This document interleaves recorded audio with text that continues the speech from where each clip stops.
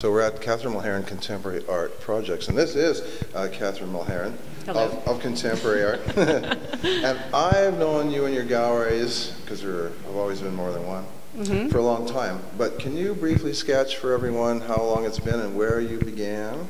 We're in our 13th year of business here in Toronto. We started out as a project called Bus Gallery in 1998. It was Bus Gallery that I found so endearing. Had little metal school buses in the window. That's right, yeah. We were trying to get people to walk in off the street and give a little bit more of a pedestrian kind of vibe to and they did too. art looking. Yeah, it really worked. So. How long were you at the Bus Gallery? Bus Gallery ran in sort of different ways from 1998 till 2003. And it didn't seem to me, when you were being the little modest bus gallery, that you would be running a Katharine Mulherin Contemporary Art empire now.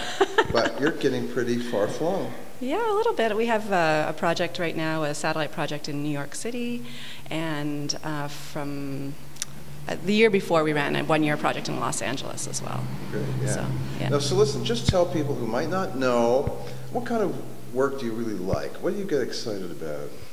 I like all contemporary art. I have to say the gallery leans a little bit more towards painters and two-dimensional work. I think that came from early years when I was an artist but wasn't a painter and was always in awe of great painters. So we did a lot of that work in the beginning. But now, we have performance, we have kinetic work, we have video, photography, everything. So, but a lot of narrative, I've always thought of you as your gallery, or galleries, as places where one could find lots of content in the work. Exactly. A lot of storytelling. Narrative. Yeah, exactly. Is this because you have a child and read the child's stories, or what? Where does this love of narrative come from? I don't know. Maybe, I used to do some writing early on, so I think I'm always looking for a story in work. I'm looking for. And you're one of the few dealers who likes paint. I always thought this was really charming.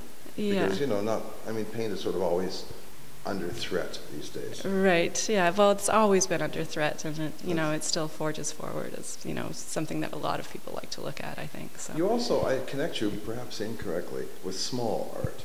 You like small things? Not necessarily. I mean, we do show a lot of large-scale work as well, but our galleries are small. They're storefronts on Queen Street West, so we don't have room to do massive work. Just the fact that galleries aren't huge. You do seem to have a predilection, though, for small, intimate things, highly detailed. Yeah, definitely, Sort of things that people can put in their pockets and run away with. Yeah, things where people can actually see a lot of skill in the work. Yeah, skill. Yeah, you admire that, yeah, right? I admire that a lot. Craft. Yeah, craft. Yeah, absolutely. We want people to get the wrong idea about craft. Not talking about craft as in basket weaving, but craft as in high. Not that there's anything wrong with craft. Not that there's anything wrong with it, but we're talking about high degree of proficiency, right? Exactly. People who really know how to put paint on a canvas. Exactly. Yeah, who developed their own style and are recognized for that style. People who are ambitious, who have careers. Do you feel paternal or maternal about the artists in your stable? Do you feel you have to sort of look after them? Sometimes. I mean, sometimes they, sometimes it's more like a marriage, and other times it's more like that sort of I'm their mom kind of thing, but it depends on where they're at in their careers and that sort of thing. Like some people are very seasoned in our gallery. Then we also work with people who are having their first shows, So we like to keep it fresh by introducing new artists. How does the dealer price things? How the hell do you know what something is going to sell, or should be? How do you decide on prices? I always think that's a very sticky issue. I think we start pricing with artists according to how far along they are in their career.